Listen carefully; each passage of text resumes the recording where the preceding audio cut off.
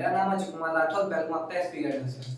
पिछले लेक्चर में हमने कवर करा था सेल की डेफिनेशन और सेल का डायग्राम। इस लेक्चर में हम कवर करेंगे फंक्शंस ऑफ सेल कंपोनेंट। ठीक है, सेल कंपोनेंट। सेल के बारे में बताया था, सेल क्या करता है, स्ट्रक्चर प्रोवाइड कराता है, ठीक है, न्यूट्रिएंट्स की सप्लाई करता है, फूड से न्यूट्रिशन लेता है, ठीक है, उसको एनर्जी में कन्वर्ट करता है और बेसिक यूनिट ऑफ लाइफ है। ठीक है, ये चीज मैंने बता दी थी। अब उसमें हमने पढ़ा था कि सेल के कितने कंपोनेंट होते हैं। तो पहला तो आता था प्लाज्मा मेम्ब्रेन। ठीक है, प्लाज्मा मेम्ब्रेन। प्लाज्मा मेम्ब्रेन को एक और नाम से हम जानते हैं, इसको हम बोलते हैं सेल मेम्ब्रेन। ठीक है, ये क्या होती है, आउटर लेयर होती है किसकी, सेल की। ये सेल है, मान लीजिए, तो ये वाली जो लेयर है, ये वाली क्या होती है, सेल मेम्ब्रेन। और ये बनी किससे होती है, बनी होती है लिपिड से। इतना क्लियर हुआ। अब प्लाज्मा मेम्ब्रेन का काम क्या होता है, देखो प्लाज्मा मेम्ब्रेन एक बैरियर की तरह काम करती है। बैरियर मतलब कि कोई भी चीज, ऐसा नहीं कि सेल में कोई भी चीज अंदर आ जाए, कोई भी चीज बाहर चली जाए, ऐसा नहीं होता है। प्लाज्मा मेम्ब्रेन क्या करती है कि जो चीज नेसेसरी है उसको क्या करती है, अंदर आने देती है, और जो टॉक्सिक सब्सटेंस है हमारे सेल के अंदर उसको क्या करती है, उसको जस्ट उसको थ्रो आउट करती है। इतना क्लियर हुआ आपको। अब समझाऊंगा आपको कि डायग्राम कैसा होता है। पहले जस्ट देखो,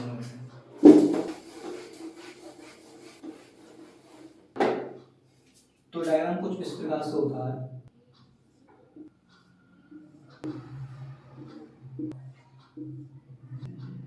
ठीक है, ये हो गया हमारा और इसे हम बोलते हैं टेल। इसके जस्ट ऊपर क्या होता है, हमारा एक लेयर वाली, ठीक है, लेयर होती है हमारी। अब जस्ट हमारे नीचे होते हैं इस प्रकार से। ठीक है, ये हमारा इतना, ये हमारी कौन सी लेयर है, ये लिपिड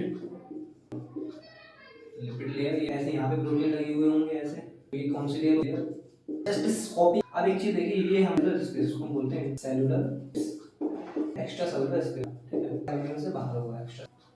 ये डायग्राम के लिए एक बार मैं फिर रिपीट कर देता हूं। हमारा क्या होता है, लिपिड से बनी हुई होती है। लिपिड का हेड हो गया, ये इसके ऊपर क्या होते हैं, प्रोटीन लेते हैं, प्रोटीन लेयर। टॉप का स्ट्रक्चर होता है वैसे ही, जस्ट बॉटम का स्ट्रक्चर होता है। बस फर्क गैप होता है इन दोनों के बीच होता है, उसको हम बोलते हैं इंटरस्पेस। उससे बाहर का स्पेस साइटोप्लाज्म भी बोलते हैं।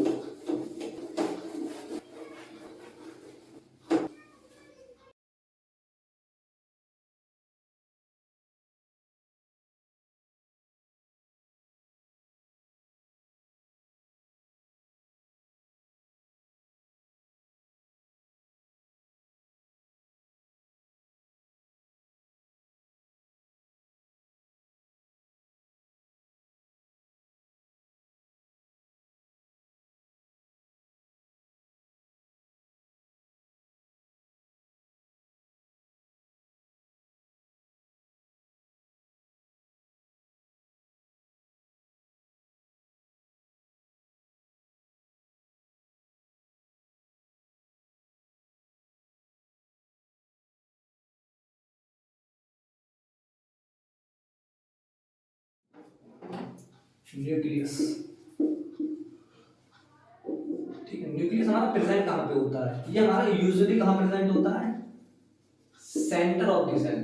Centre of the cell, but जरूरी नहीं है कि सेंटर पे हो। ठीक है, ऐसा हो सकता है कि सेंटर से थोड़ा इधर उधर हो सकता है। ठीक है, उससे कोई इतना प्रॉब्लम नहीं है।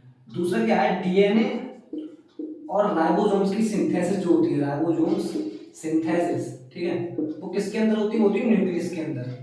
इतना क्लियर हो गया, दो पॉइंट हो गए। तीसरा पॉइंट है कि न्यूक्लियस की जो शेप होती है वो यूजुअली कौन सी होती है, ओवल शेप होती है। ठीक है, ओवल होगी या स्फीयर शेप होगी, जनरली ओवल होती है। जैसे मान लीजिए अगर यहाँ पे ऐसी कोई शेप बनी हुई है तो ये तो होगी इसकी रफ शेप, लेकिन आप जर्नल किताब में देखेंगे तो किताब में कुछ ऐसी शेप दिखेगी आपको। इसका मैंने आपको बताया, रॉजन विल्सन में आप देखेंगे तो आपको बिल्कुल ऐसी शेप दिखेगी किसकी, न्यूक्लियस की। अब न्यूक्लियस होता क्या है, न्यूक्लियस हमारा होता है ऑलमोस्ट लार्जेस्ट कंपोनेंट होता है हमारा किसका, कंपोनेंट ऑफ सेल। ठीक है, कहीं नहीं आपको गॉल्गी अपडेटस मिलेगा लार्जेस्ट, लेकिन उसमें प्रॉब्लम नहीं है। जनरली बात करें हम तो हमारा कौन सा होता है, न्यूक्लियस ही होता है। जो हमारा गॉल्गी अपडेटस होता है वो जस्ट नियर होता है न्यूक्लियस से। इतना क्लियर हो गया। अब मैं इसको रफ करके बताऊंगा आपको, बताऊंगा राइबोसोम्स के बारे में।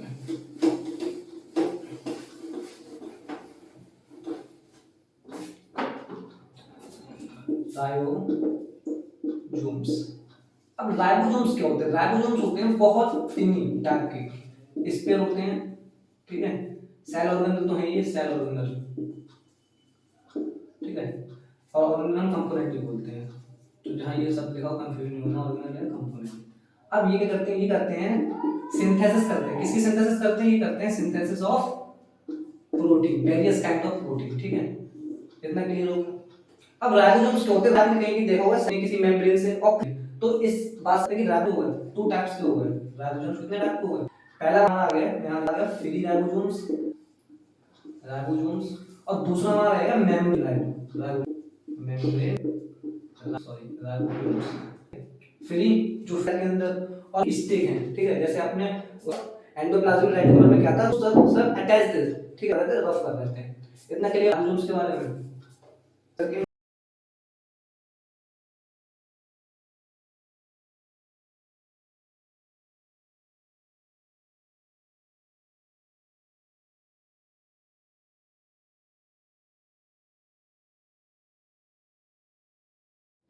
अब हम बात करेंगे साइटोसोल की, ठीक है, साइटोसोल। साइटोसोल को हम एक और नाम से जानते हैं, उसको हम बोलते हैं साइटोप्लाज्म। कितना क्लियर हो गया आपको। अब ये साइटोप्लाज्म होता क्या है, ये होता है हमारा एक्वस सेमी फ्लूइड। मान लीजिए हमारा ये सेल का डायग्राम है, ठीक है, ये रफ डायग्राम है सेल का, तो इसमें जो प्रेजेंट होता है एक्वस सेमी फ्लूइड, ठीक है। अब ये करता क्या है, ये करता है, पहला इसका काम होता है मेंटेन्स सेल स्ट्रक्चर, पहला इसका ये काम हो गया। दूसरा क्या है, helps in movement of cell organelles, ठीक है, ये इसके दो काम हो गए। अब मैं एक चीज आपको बता दूं, जहां आपको साइटो ये वाला वर्ड नजर आ रहा है, साइटो, उसका सिंपल मतलब होता है सेल, सोल का मतलब सेमी फ्लूइड टाइप का, ठीक है, तो उसके अंदर क्या प्रेजेंट होगा हमारा एक्वस सेमी फ्लूइड। इतना क्लियर हुआ। अब हम बात करेंगे न्यूक्लियस के बारे में, ठीक है, मैं इसको पहले डिस्कस कर देता हूं।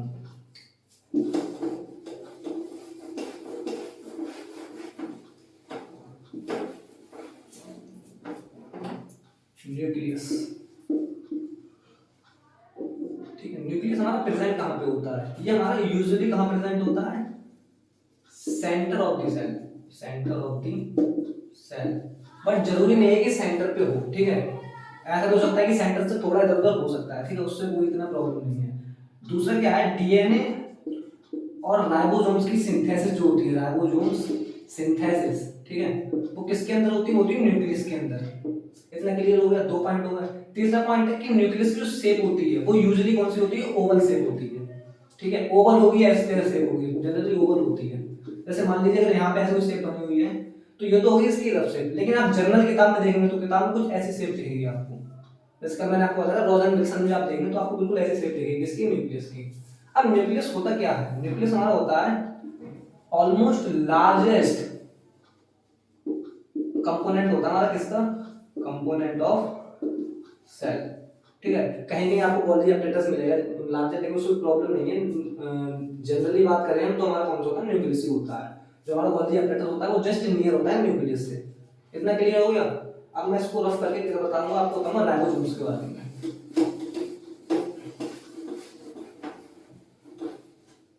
हम बात करेंगे लाइसोसोम्स की।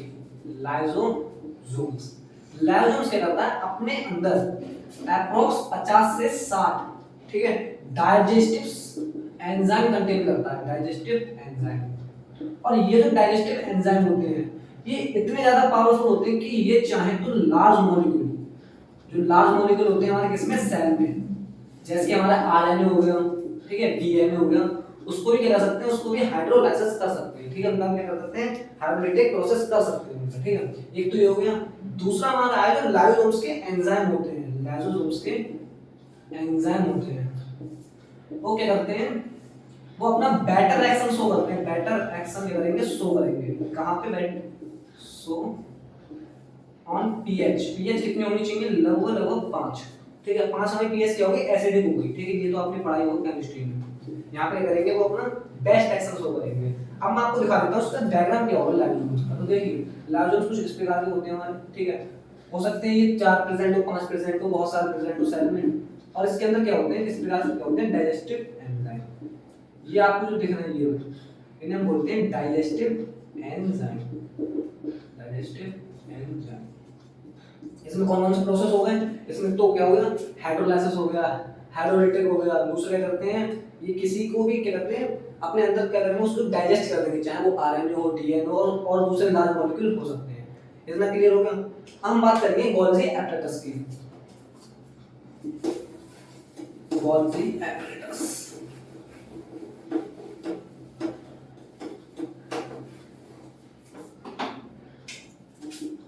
गोल्जी एपरेटस, ठीक है। गोल्जी एपरेटस को एक और हम नाम से जानते हैं, उसको हम बोलते हैं गोल्जी कॉम्प्लेक्स, ठीक है। अब होता क्या है, गोल्जी कॉम्प्लेक्स जो होते हैं वो कुछ इस प्रकार के होते हैं, कल मैं आपको बताता हूँ, जस्ट कहाँ पे होते हैं, होते हैं नियर न्यूक्लियस, ठीक है, न्यूक्लियस के जस्ट नियर होती है, तो इस प्रकार की होती है, ठीक है।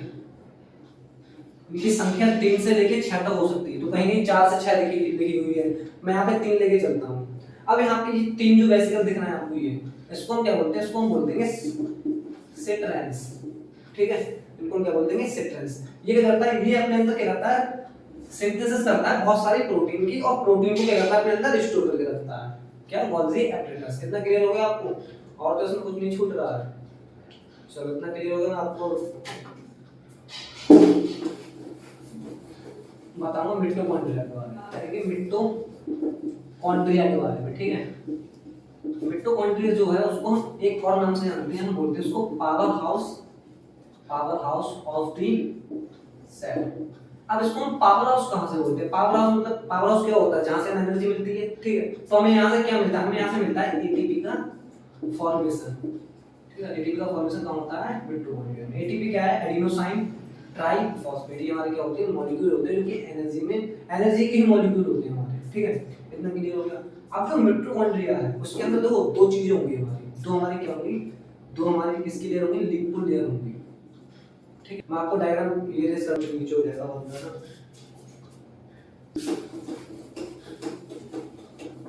डायग्राम क्या है, हम देखेंगे डायग्राम मिटोकॉन्ड्रिया का, ठीक है, या माइटोकॉन्ड्रिया भी इसको बोलते हैं, ठीक है। तो इसका डायग्राम कुछ इस प्रकार से होता है,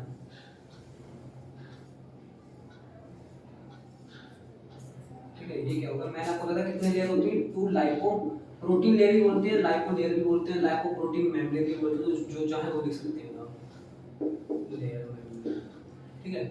एक हमारी होती है अंदर वाली, होती है बाहर वाली, उसको हम बोलते हैं आउटर माइटोकॉन्ड्रिया, ठीक है, माइटोकॉन्ड्रिया। और एक होती है इनर वाली, उसको हम क्या बोलते हैं, इनर वाली को हम बोलेंगे इनर माइटोकॉन्ड्रिया। इतना क्लियर हो गया आपको, ठीक है। अब इसके अंदर क्या होते हैं, कुछ ग्रेन्यूल्स भी होते हैं, ग्रेन्यूल्स कुछ दाने दाने प्रकार के, इस प्रकार के जैसे ग्रेन्यूल्स होते हैं दाने टाइप के, ठीक है। राइबोसोम्स भी होते हैं इसमें, ठीक है, यहाँ पे ऐसे अटैच होंगे, ठीक है। डीएनए भी होता है यहाँ पे, कुछ इस प्रकार से होगा यहाँ पे ऐसे करके, ठीक है, डीएनए भी होगा, और हमारे कुछ और एंजाइम्स होंगे यहाँ पे अटैच, ठीक है। तो मैं यहाँ पे लिख देता हूँ, यहाँ क्या होगा, ग्रेन्यूल हो गए इसमें, ग्रेन्यूल्स, यहाँ क्या होगी, राइबोसोम्स हो गए, राइबोसोम्स, और यहाँ क्या होगी, हमारा हो गया डीएनए, ठीक है। ये हमारा किसका डायग्राम है, ये हमारा डायग्राम है मिटोकॉन्ड्रिया, मैंने लिख दिया पर नहीं लिखा, तो लिख दे रहा हूँ डायग्राम ऑफ मिटोकॉन्ड्रिया माइटोकॉन्ड्रिया, ठीक है, जो चाहे आपको बोल सकते हैं, क्लियर होगा।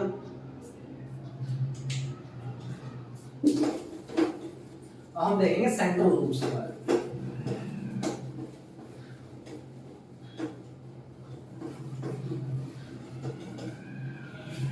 सेंट्रोसोम्स की, सेंट्रोसोम्स, ठीक है, सेंट्रोसोम्स। ये क्या होती है, ये हमारे क्या है, कंपोनेंट है, किसके, कंपोनेंट ऑफ सेल। अब इनका रोल क्या है, इनका मेन रोल होता है हमारा सेल डिवीजन में, ठीक है। यानी रोल किसमें करते हैं, ये plays role in cell division, centrosome क्या करते हैं, लेकिन इनका क्या रोल रहता है, सेल डिवीजन में रोल रहता है इनका। अब इनका डायग्राम किस प्रकार से, तो डायग्राम देखिए कुछ इस प्रकार से होता है इनका, ठीक है, कुछ इस प्रकार से होता है, क्लियर हो गया। सेंट्रोसोम्स क्या होते हैं, हमारे कंपोनेंट होते हैं हमारे किसके, सेल के, और क्या करते हैं ये सेल डिवीजन में ये रोल प्ले करते हैं, माइटोसिस मिटोसिस वो मैं आपको आगे पढ़ाऊंगा। इतना क्लियर हो गया। एंड ये मैं सब फटाफट इसलिए करवा रहा हूँ, मैंने पहले बता दिया, इसका सब इसका बेसिक इंट्रोडक्शन दे रखा है बी फॉर्म में, ठीक है। अब मैं आपको बताऊंगा एंडोप्लाज्मिक रेटिकुलम के बारे में।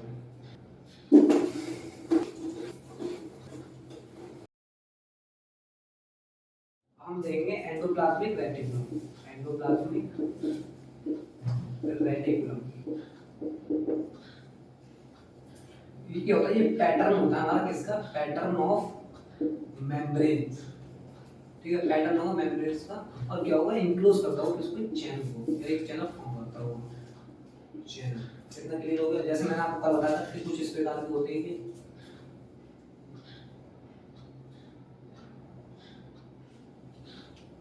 ठीक है, कुछ इस प्रकार से होते हैं। ठीक है, आप कहेंगे इनमें राइबोसोम्स अटैच होते हैं, उसको क्या बोल देते हैं? उसको हम बोल देते हैं रफ एंडोप्लाज्मिक रेटिकुलम, और नहीं होते तो बोल देते हैं स्मूथ। ठीक है, अब हम फटाफट क्या करते हैं, इसके टाइप समझ लेते हैं। ठीक है, तो मैं इरेज कर देता हूं, यहां पे लिख देता हूं टाइप्स ऑफ एंडोप्लाज्मिक रेटिकुलम। अब देखो होता कितने टाइप होता है? तो रफ, ठीक है, स्मूथ एंडोप्लाज्मिक रेटिकुलम। रफ वाला होता है क्या होता है? ठीक है, राइबोसोम्स अटैच होंगे, सिंथेसिस करते हैं, इसमें मेम्ब्रेन की भी सिंथेसिस करते हैं। लेकिन स्मूथ इसलिए होते हैं कि इस पे राइबोसोम्स डू नॉट, यानी इस पे राइबोसोम्स अटैच। इतना क्लियर हो गया? ये किस में काम करती है? एसिड, फैटी एसिड, स्टेरॉइड्स को क्या करते हैं ये?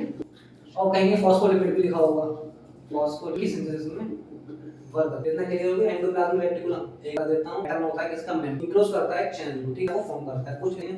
ठीक है, रफ वाला क्या? राइबोसोम्स होंगे इस प्रकार से, और स्मूथ वाले को इसलिए स्मूथ होगा, राइबोसोम्स होंगे इसलिए वो क्या होगा? रफ होगा। वो इसी के साथ हमारे जितने भी जो सब खत्म हो गए हैं। इसकी